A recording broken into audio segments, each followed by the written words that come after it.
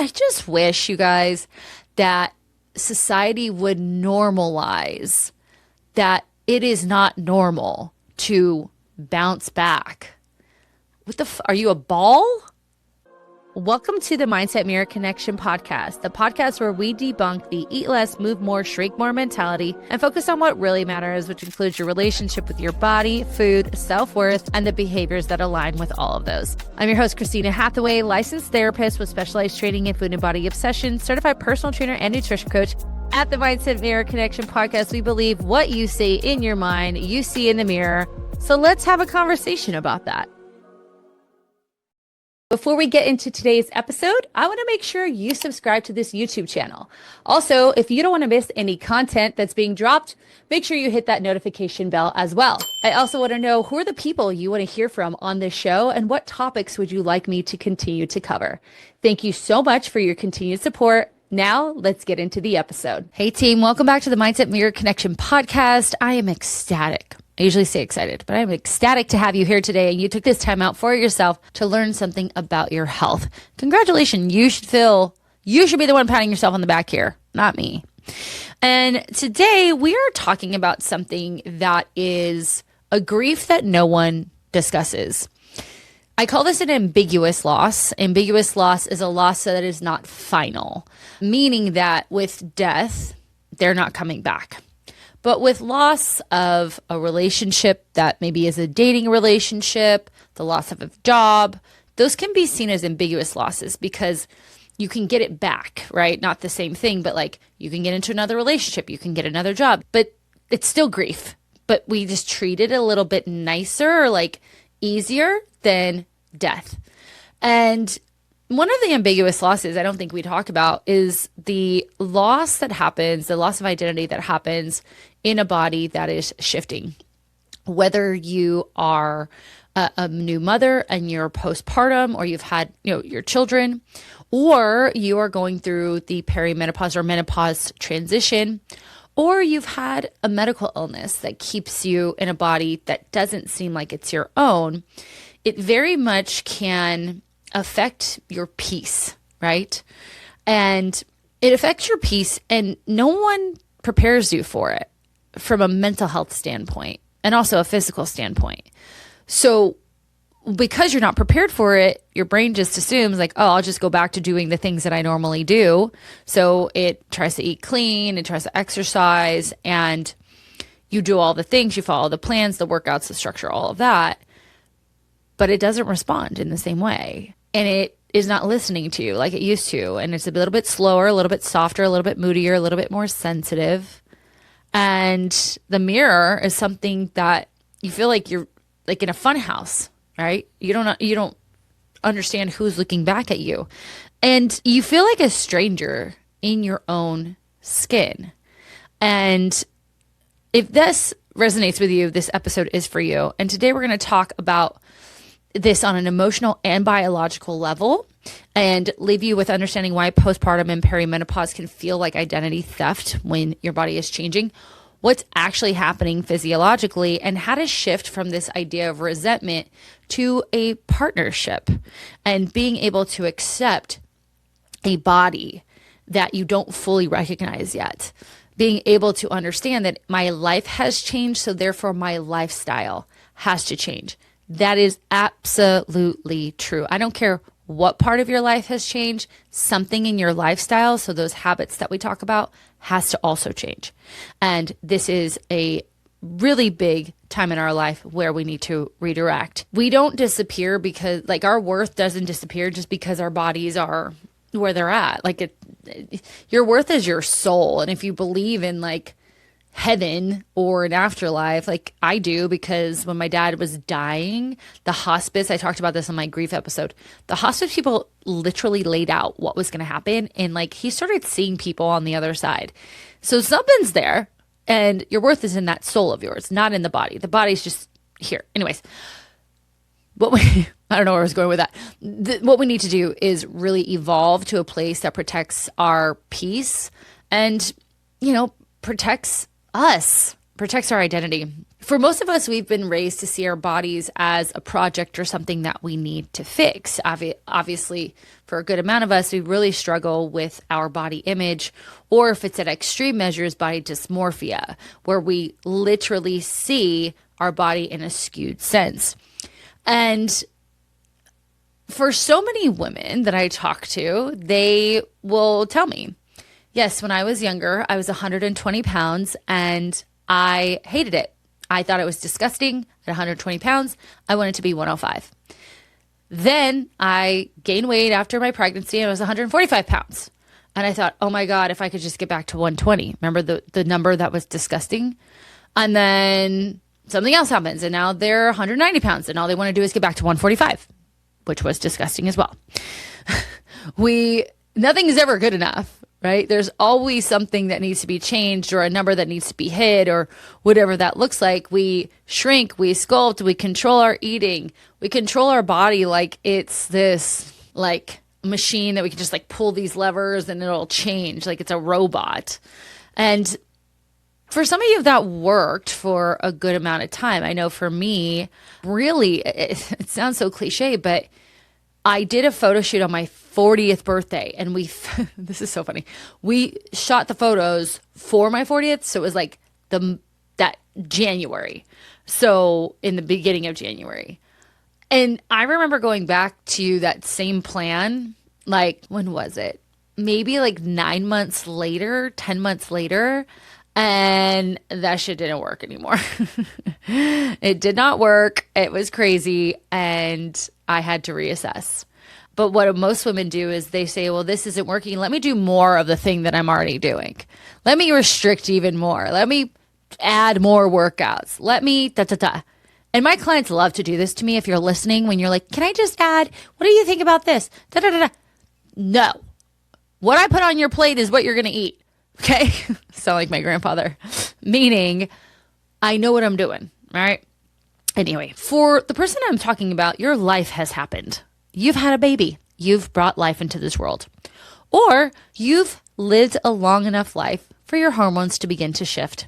I know, not fun, but if you think about it, it's kind of cool, right? It's like you be it's like you got jumped into the gang by starting your period, and you got to get jumped out of the gang by going through perimenopause. I mean, get me out of this. I mean, I've been out of the gang since I was 35 because I don't have a uterus, but you get what I'm saying. Or unfortunately, there's something going on medically. And, while genetically things can happen, I mean, my niece just had her thyroid removed and 2 lymph nodes because she has thyroid cancer and she's 22, right? She's relatively healthy, she's healthy. She has some autoimmune stuff, but things like that happen. And for her, she and I are working together to make sure that she's the healthiest she can be in this body that literally is different. She no longer has a thyroid. It's physically, something's different. Like mine. I don't have a uterus. I have 2 ovaries that are barely holding on. So my body is physically different. But we don't think about that. We don't think about the fact that you just went through trauma from pregnancy. We don't think about the fact that you've had, I don't know, let's see here. When do you start your period? 12. So 12, 22, 32, 40. 30 years of periods. There's 12 months in a year. You've had 360 periods, right? So you've paid your dues. You've paid your dues, my dear, right? But again, you don't think that. You don't realize that. So what do? You double down. More control, more restriction, more guilt, more pushing, and your body doesn't pivot. When you push, it doesn't pivot at all. It actually pushes back. It pushes back and you get really pissed. You get really frustrated. You're like, your mindset is no, act the same. And if you've been someone who has changed your body from shame, it's just going to get amplified. So we're going to talk about how to change that. But let's talk about science. So obviously postpartum, like I said, you're recovering from trauma.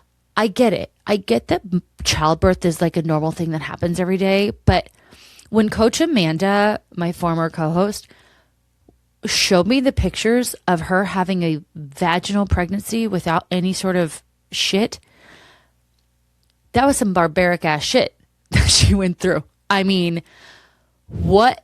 Right? Not even the childbirth. Like, I work with clients who are pregnant. The shifts in the hips and the pain and the pressure and all of that.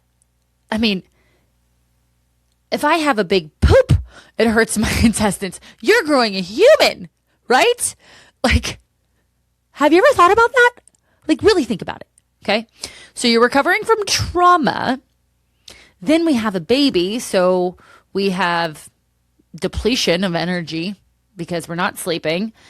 Your hormones have to reset after childbirth. And I'm sorry, I don't know whose dumbass idea it was that we have a 6-week postpartum period where everything's back together again. The fuck it is. It is not back together again. It's going to take months, if not years, for your body to recalibrate. It just went through hell. I'm pretty sure, even though by design it can happen, I don't think we were supposed to have babies back to back to back to back. That's just me. Don't quote me on that. I mean, quote me, but I got no research to support that. If you do, please let me know. So hormones are crashing. Sleep is deprived. You're stressed out, especially if you're a new mom, because you're like, how do I do this? Your core strength is weakened. Your pelvic floor is forever changed. And you're like, well, I'm going to go back to the way it used to be, right? This is not just about even like losing the weight. This is about the fact that your whole body is different on purpose. You did that shit on purpose. Hopefully you're listening to this and this was a choice. You get what I'm saying. So your full system needs a recalibration. And that takes time, of course. In perimenopause, our estrogen and progesterone are fluctuating wildly. Your body will start to respond to these fluctuations in weight, which means your body fat will recalibrate, is not the word, redistribute around your midsection. And it usually redistributes around visceral fat. Where it redistributes from is actually around your hips, thighs, and pelvis. Because when you're reproducing and estrogen is high, that's normally where fat will live. And then as the estrogen comes down, it will come up. So that's why guys don't have a lot of fat around their hips and thighs, and women do because of our high levels of estrogen. And then what do? We get the belly like the guy. Not exactly, but you hear me. When the estrogen goes away, that's why men have a like beer belly and women have like the thick hips and thick thighs. They save lives. So the other part though is with fluctuating hormones, our sleep gets lighter. Even our recovery from workouts can feel a bit harder, especially if we're not fueling ourselves properly. Our brain fog increases. Our muscle mass can decline. Now, of course, there's a lot of these things we're going to talk about we can prevent. And your imbalance of progesterone and estrogen does affect your neurotransmitters in your brain. So your serotonin, which is kind of your happy hormone, your dopamine levels, things like that are affected. So you also, stress feels a little bit harder for us. And again, perimenopause, thank God it's finally getting the spotlight it's getting. I think a lot of people are really marketing it in a shitty way, but it's like, oh, we discovered this new thing, like perimenopause is a GLP-1. It's not. Every woman forever has gone through perimenopause, but now we've all of a sudden discovered it, which is good. I get it. It's, there's a lot of conversations about it. And it's a transition. Like I said, perimenopause is you getting jumped out of the gang that you got jumped into by having a period. Now we're getting jumped out. And I'm pretty sure getting jumped isn't something that is fun to do. It's pretty painful. It kind of sucks. And coming in sucked, coming out sucks. And that's just how it is. But it doesn't have to suck that much, right? We're going to teach you how to fight back. Are you tired of wasting your money on diet and exercise program that leave you feeling pretty much the same? You're spinning your wheels, but the food noise is still there, the body dysmorphia, the overtraining and not seeing results, the emotional eating, it's all still there. But you don't think you have an option because they're pretty much all the same. What if the next program you invest in combines therapeutic practice with exercise and nutrition science and behavioral change? What if this program focuses on what you say in your mind so that you can have a better relationship on what you see in the mirror? Hi, I'm Christina Hathaway, licensed therapist with specialized training in food and body obsession, certified personal trainer and nutrition coach, and I'm the founder of the Mindset of Matter coaching program. Here, we see your mind, your body, and your identity as one integrated system and treat it as such. We focus on your self-defeating beliefs and understand how they impact your behaviors and thus the outcomes that you feel stuck in. We do this through the Mindset Method, my psychological curriculum that I've curated with over 15 years experience and adapted it to you, the average woman, and this coaching program. This is one method, one program, one coach, and let's face it, the one area you've probably never done the work on. So if you're tired of spinning your wheels and wasting your money, check out the link below for more information. So what this looks like is you're exhausted, right? You're still trying to earn your rest. You're feeding a baby, or maybe you're managing a family, but you're still thinking carbs are a moral choice in your life. You're hitting the gym, but seeing zero return on your investment. You're snapping at your partner. You're crying in the closet. You're starting a new plan on Monday. You keep telling yourself, I should be enough. This should be working. Where the fuck is my weight loss? What's wrong with me? I had a beautiful conversation with a client, and she's just like, so she and I were talking, and then she had to walk the baby inside, and she comes back because she was in the car and she just wanted to finish the conversation in the car. Her mom took the baby inside. She goes, listen to me. I am winded. Do you hear this? I'm so out of shape. That's what she said to me. The interesting thing about this conversation is she sent me her labs. And I know a little bit about labs. So I looked at it and it was clear that she was anemic. Clear. These are the labs that she received postpartum and no one went over them with her. And I said, hey, maybe, I said, do you feel really tired all the time? She's like, yeah. I said, and she's getting like 6 to 7 hours of sleep. I said, do you feel dizzy? She's like, yeah. I said, I don't think you're out of shape. I think you're anemic. She's like, what? She goes, yeah, I lost a lot of blood during pregnancy. I said, yeah, I don't think you're out of shape. But the whole point to this is that there was something biologically different in her body, her iron levels. But what did her brain say? I'm out of shape, right? This is why I'm winded. This is why I'm fatigued all the time. When we just are going to start an iron supplement, obviously change her diet so that we can get more of those micronutrients in. But again, it was, I'm out of shape, I'm out of shape, I'm out of shape. And your body is not falling apart. Your body it's actually not working against you. It's doing exactly what it's supposed to do. Postpartum, perimenopause, it is doing exactly what it's supposed to do. And you shouldn't get through it. You shouldn't feel like your body should be like, I think of, Humpty Dumpty, or like Mr. Potato Man, like just putting himself back together, right? In 6 weeks after having a baby, nor the same in perimenopause, right? Perimenopause can be upwards of a 10-year experience. And rather than looking to be over it, why don't we accept when we're in it and learn how to make the most of being in that body? Because when we don't, we just shit on ourselves. Our inner critic is loud. You're worthless. You're so disgusting. You're not good enough. This can't be normal. And that damage runs deeper than any weight on a scale. It's incredibly hurtful. It's harmful. It affects you in all areas of your life. That's why I say what you say in your mind, you see in the mirror. And it doesn't solve any of your problems to hate the body that has given life or given you life. Or both technically. It doesn't solve any problems when you do that. And your relationship with yourself really is what matters. So this podcast is about loving that body. First things first is we need to get out of the outdated plans. Like I said, if your life has changed, your lifestyle needs to change too. I want you guys to write that down because it's incredibly important.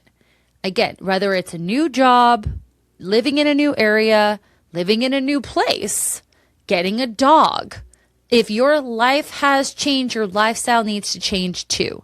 Now, depending on the life change, especially in this case, a physical change in your body, your lifestyle change might be small, but it might be really different. And that difference, okay. There's nothing wrong with that. So this new chapter, we need to think of practical solutions that fit our lives. So what does that actually look like? Okay.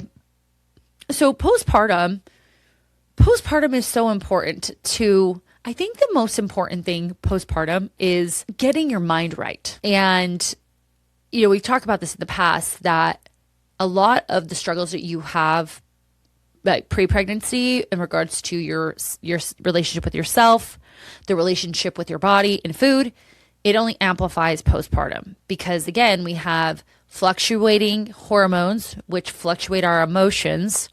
We have a body that is, again, does not look like the body that we had, 10 months ago. And we also have this dependent little human baby being that needs us. And we need to get our mind right first. I would personally, if I had it my way, and I usually do, I love my clients. I have the coolest fucking job. I've told you guys this before. I have clients that I've been through their engagement, their marriage, their first pregnancy, postpartum, their second pregnancy, postpartum. It's great because then I get they're like, hey, like one of my clients just had her baby. She had her baby on my dad's birthday. I can't say just, wow, it's been a while actually. It's been like 3 months. And I'll know when she's, I'll start planting those seeds early. Like, hey, let's work on the mindset right now. Let's work on, allowing your hormones to come back online. That's important. Let's figure out what triggers us the most. Let's figure out what inner critic is kind of creeping back up, because during these times where our bodies are going through such changes, it is so overwhelming that a lot of our old roads or subconscious thought patterns will kind of be like, hey, remember me? Because we're so vulnerable. And also, what new shit are we focusing on? What are we saying to ourselves? And we have to, I just wish, you guys, that society would normalize that it is not normal to bounce back. What the are you a ball? Also, hear me out. I had 2 friends. Okay, so I had 2 friends. I have a hole in my sweater. Both pregnant at the same time. And literally had their kids days apart. And one of them just naturally didn't really do anything. She didn't work out. She didn't change her diet. She pretty much, her body looked similar, but inside it wasn't similar, right? It changed. And the other, it took a lot longer. And she did try. And it's not whether they tried or not. It's just genetics, right? So don't compare yourself is what I'm trying to say. I always think of Sheena and Lala from Vanderpump, how Lala was pretty much, back to her old body, even though it's not her old body. That body has gone through childbirth. It is forever changed. And Sheena struggled. And they talked about this on the show. So let's also not compare ourselves. I really wish culture would allow moms to take time, create stability in their mental health, understand what physical changes in their lifestyle they need to make.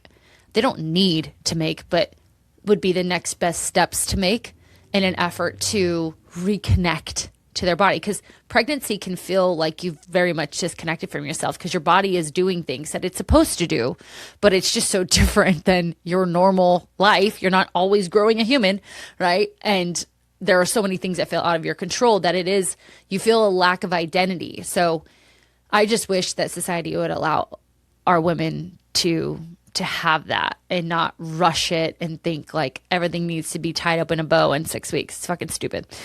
Once we get our minds right, we want to really think about where, you may have, unless you're someone who trained all through pregnancy, you may be able to go into a little bit more intense exercise once you are cleared by a doctor. But even then, I don't do that. We're going to have like very healing based movements. It's going to feel a bit boring at first and very basic. I want to, in those first months, once again, you are cleared, even though I think they clear too soon, but that's just me. Once we've got our mind right and we're ready to move, that could be it. You can take as long as you want to get your mind right.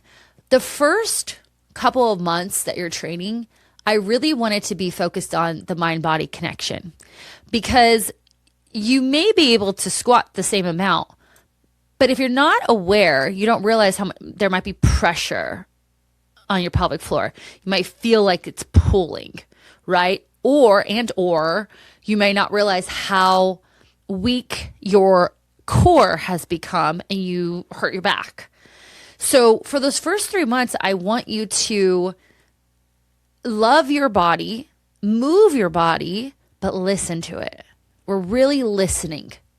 That's how we create that love in a body that has changed forever.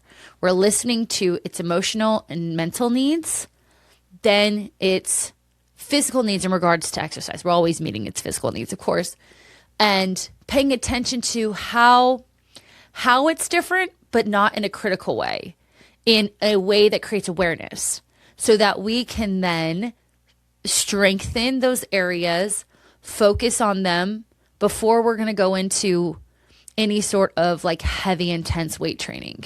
That doesn't mean we're not weight training. It just means we're a little bit more, we have that mind-body connection and we are listening to our bodies. The other thing is obviously your nutrition. Now, as you're breastfeeding, there are going to be certain micronutrients that we want to consume. This is a funny story. So I don't know if it's funny, but I actually really loved this. So I have a client who is currently pregnant at the time of this recording, and she is so concerned about her micronutrients, right? So her protein, her fiber, all the things that she is supposed to take in. So I took 1 week of her eating, and she eats relatively the same. And I wrote out for her what she was top notch, hitting well, and where she needed some help. And the only micronutrient that we needed a little bit more help on was fiber. That was it. I said, you're hitting your micronutrients 80 to 90% of the time. Or I think it was 75 to 80% of the time, excuse me. And so the whole reason for this is that she was worried about eating a little bit more pleasurable foods because she was worried about getting those nutrients in. And I go, listen, you're good. If you want cheesecake at the end of the day, like, you're cool. You're hitting all those things. And just by showing her that, it gave her a sense of relief. Like, oh, she even said it. She goes, I've been so critical of myself, thinking I'm like so far off. And not until you brought it to my attention did I realize I'm okay. And it wasn't perfect, but nothing is. It was enough. And she can expand her diet because of that. So when we are postpartum, some of the things we need to think about are, again, breastfeeding and the micronutrients that we need to provide for that baby, but not being perfect with it. And also, eating some sushi, right? Like, eat that thing, have some alcohol, like, do that thing that you like, not too much. and love your body, because that's a funny thing I didn't even think about, is when you are postpartum, like, you kind of open yourself back up to some things that you didn't have before, which is kind of fun. And that's another way to love your body, is to be like, I'm going to go out for sushi and some sake. Woo! Party. That's loving yourself.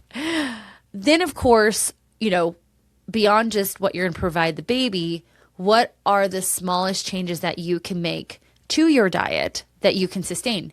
Because again, you are maxed in a way that is different than you've been in the past, emotionally, physically, spiritually, mentally. And so we don't want to overhaul our diet, but a lot of women will do that in postpartum, and that's too much. My postpartum clients, some of them, I just have them use the food journal and just take pictures, show me what they're eating, or they'll track their food depending on what feels right for them. It's always a decision that they have. And we're just going to find one or two small changes to make. Because again, I don't want to overwhelm. They're already overwhelmed. You're already overwhelmed. And to love your body is to meet its needs, which are its, physiological or, micro, macronutrient needs, as well as making sure that it's fed enough, right? We're not in postpartum, we really want to be in a calorie deficit. I'm sorry. I would live at maintenance and focus on, again, listening to your mental health, listening to your physical health, paying attention to how your body feels, and feeding your body well, because you're already depleted, baby girl. You're depositing. Your food intake is a deposit. And the choice of food is an investment on that deposit, right? So that's like the interest. The better that you choose your food, the more interest you earn on that deposit. But again, we're not always going to be, 100% invest our interest, or 100%, what's the word? Mark's yelling at me inside. ROI, return on our investment. We're not always going to be 100%. So there you go. Lastly, one very loving thing you could do for a postpartum body is letting you take up space again, because your whole world is going to be that baby, but you're still the star of this motherfucking show. Okay. And I know moms out there are like, oh, pro clutch. What is she talking about? My baby is my world. No. Nope. You are your world. You are number one. You need to take care of yourself and allow yourself to take up space, even though you have a new baby on the way, or a new baby there in the mix. You need to be first. Your relationship with God or your higher self, then you. Then, wait for it, your relationship with your partner. Then, wait for it, you and your partner's relationship as parents. Then your children. Do it my way. See how it works out. It's going to work out great. All right. For perimenopause, number one, can you just accept that that's where you're at? And not in it's the perimenopause. I know people talk about it like it's a fucking monster. Like, listen, I get it. It is getting jumped out of a gang. But you can brace for impact. I'm not just going to lay there letting people kick your ass. You're going to brace for impact. And that's a bad example, but it's a part of your life. Every single woman, more women will go through perimenopause than will have children. I'm an example of that. I've got 0 children. I have 2 very, very cute children, but I have 0 children that came out of my body. And I'm going through perimenopause. I'm getting kicked out of the gang. A gang that's very expensive. Tampons, pads, all the shit, very expensive. So you're also saving money. There's a positive. In perimenopause, accepting where I'm at, realizing wow, I've lived such a good life and now I'm going through this new transition, and recognizing again what is in your control. As you're seeing, doing what you used to do is not in your control. Getting the response by using old measures is not something that you're able to control anymore. So we have to meet ourselves where we're at. And that is very loving. We're not asking ourselves to do something beyond our capacity to do. So number one is we've got to move away from, the orange theories, the F45s, those really high intensity without intervals. The rest time needs to be longer if we're doing high intensity training. If we want to do HIIT, it needs to be longer, but I'll go there in a sec. We want to strength train. I know. Few things about strength training in perimenopause. One of the major things that a lot of people don't talk about is strength training helps reduce insulin resistance. Our body actually is more insulin sensitive the more muscle that we have on our bodies, because our bodies can store that insulin in that muscle rather than having a plethora of insulin in our body and thus blood sugar and it affecting our organs, where our organs become resistant to it. The more muscle you have, the more basically you shuttle insulin into that muscle for storage. Very, very important, because as we go through perimenopause, we can become more insulin resistant. So strength training is going to be huge for that. Now, with cardio, what I said, I stand by. We do need to do high interval training. However, we need to ensure that we are resting adequately during that training. In traditional classes, we're not resting long enough. Whereas when I'm going to give someone an interval training program, their rest is going to be either at least half or equal to the amount of exertion that they're doing. So for a lot of my clients, I'll do like a 4-minute, run and a 4-minute walk, something like that. And it's only going to be about 10 to 15 minutes, maybe 2 to 3 times a week. But cardiovascular health is incredibly important.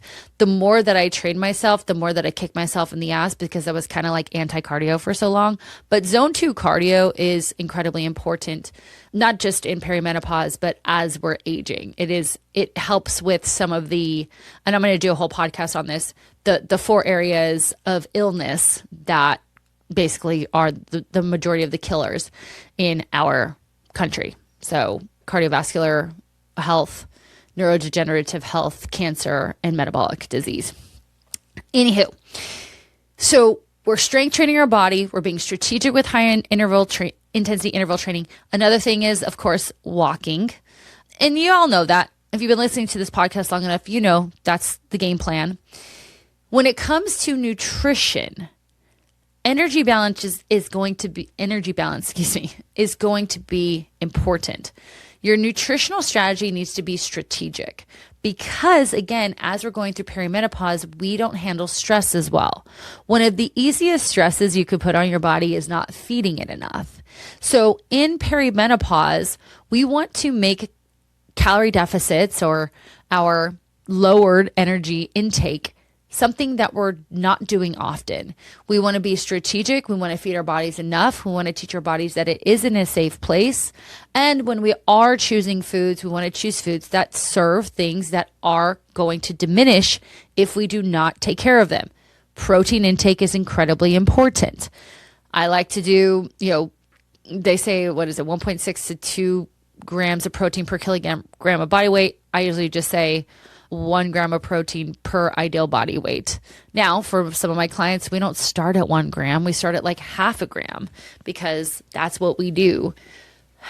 The protein intake is important because it's going to help us maintain our muscle mass. And on top of the insulin resistance and helping with that, the more muscle you have, the higher your metabolism. And you have to think like with estrogen, testosterone, and progesterone fluctuating, it's going to affect your muscle mass, but you can literally reverse that.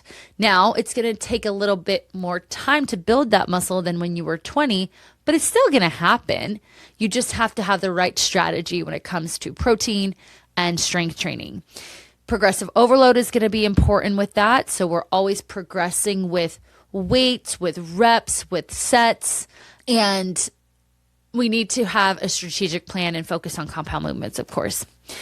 The biggest thing, though, that you can do to love yourself in perimenopause is to recognize perimenopause as your body's scoreboard. It's been taking score for a while. Perimenopause is your body's scoreboard. It's been looking at how often you say yes when you should have said no, how often you put other people before yourself, how often you overworked just to get praised because you have a low sense of self-worth, how often you didn't listen to your emotions, your wants, your needs. It's been keeping track. Your body's been keeping track. And perimenopause is a scoreboard. And perimenopause is like, time out. Time the fuck out. I can't do this anymore. I need to rest. I need you to set boundaries. I need you to listen to me. And the women who have, we'll say, the worst or the hardest perimenopause transitions are the ones who really struggle with these mental health areas in their lives. Awareness around what's happening in their bodies, witnessing it, not making it seem like it's, this dramatic thing, just being mindful and allowing it to be what it is and experience it. Like hot flashes for some women, they can have a panic attack instead of just being like, I'm having a hot flash. This will end. I'm going to go do something to calm my nervous system. There's a big difference between panic attack her and aware her, right? When we are, listening to ourselves again, when we are allowing our emotions to happen, when we are setting boundaries, right? Our body finally is like, okay, this is a bit better. I don't have to intensify everything because it's almost like your body feels like it's never going to get through to you unless it's screaming at you. So in perimenopause, it's really the body's scoreboard, the body taking a time out, and you're in the huddle, baby girl. And it's time for you to figure out what your next best game plan is from a mental health perspective. This is so important. The more that you are in tune with yourself, the more that you realize what your body needs. And when you can provide that need, that is loving. That's very loving. And you're accepting it as is, not saying I should or could, just is. This is where I'm at. And I need to start setting boundaries because my body keeps screaming at me until I do. And it's going to be uncomfortable, but as you do that, you're meeting your needs, and that is very loving. So for both of these, rest is important. We love our body when we're tired. I talked about this on the inner child. Like if we just treated ourselves like we were treating a child, they need naps sometimes, and so do you. Food is safety. Fuel is safety. And so many other things, but safety first. There's no more of this punishment or pressure. We're accepting where we're at in our lives and we're adjusting our lifestyle. Think about it this way. Okay, so I have really bad vision. I think I've told you guys that. My dad was blind and I have really poor vision in my left eye to the point where I can't see any of the letters on this thingamabobber. Even like when they like nope, still can't see it. If I kept the same contact lenses as when I was in second grade, I had glasses, but the same prescription as when I first realized that I had poor vision in second grade.